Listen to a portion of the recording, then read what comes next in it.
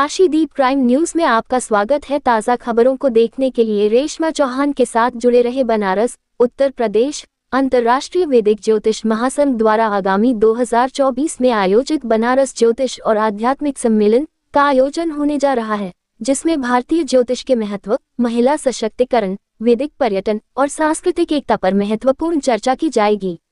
ये सम्मेलन बनारस के रेडिसन होटल में 16 दिसंबर 2024 को आयोजित किया गया। इस सम्मेलन में भारतीय वैदिक ज्योतिष के भविष्य, आधुनिक समय में उसकी भूमिका और सनातन धर्म से जुड़ी ज्योतिषीय अवधारणाओं पर गहन विमर्श होगा।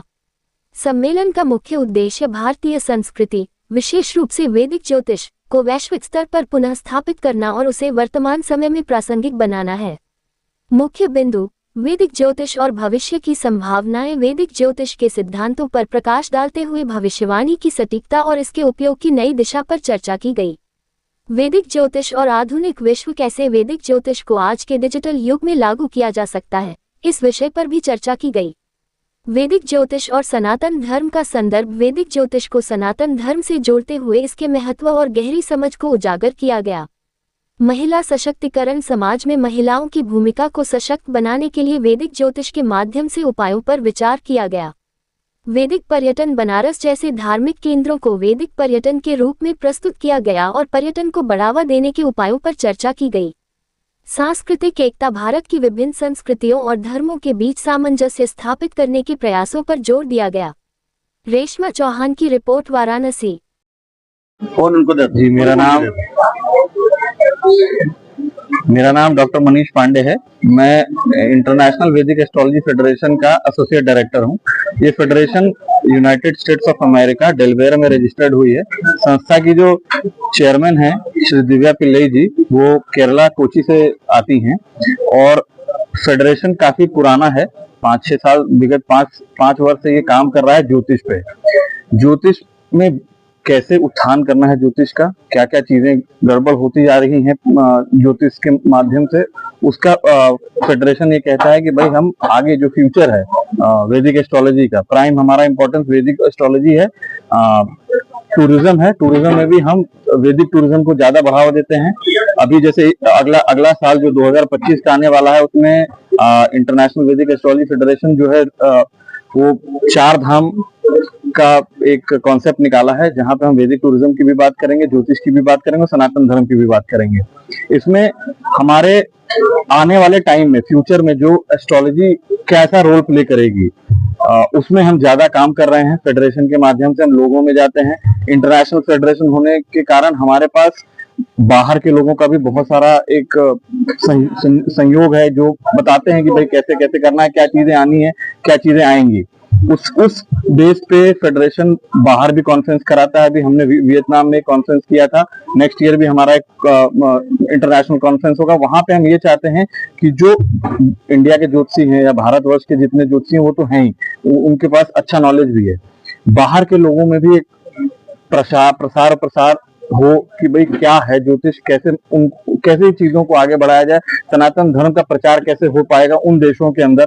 तो हमारा ये रहता है कि भाई हम अलग अलग देशों में जाएं और अलग अलग देशों के अलग अलग कल्चर को भी समझा जाए। तो क्रॉस कल्चरल इंटीग्रेशन पे भी बहुत सारा काम हो रहा है। और इसमें जो 3 मुख्य काम होने वाले हैं आने वाले टाइम में, वो होंगे एक होलिस्टिक अप्रोच। एक होलिस्टिक अप्रोच ये होगी कि भाई ज्योतिष के सहारे हम आगे चल करके कैसे दुनिया को या पूरे विश्व को रास्ता दिखा सकते हैं, उस पे भी काम चल रहा है। और होलिस्टिक अप्रोच आएगी, जो कि यूएसए में हम और मैडम एक बार गए भी, वहां पे बातें भी हुई, बहुत सारे लोगों से भी हुई कि इसको कैसे, जो ज्योतिष है और होलिस्टिक प्रोग्राम है, इसको कैसे जनमानस के पास लेकर के आया जाए और उनका क्या उत्थान हो सकता है इसमें, उस पर काम किया जाए, उस पर रिसर्च किया जाए।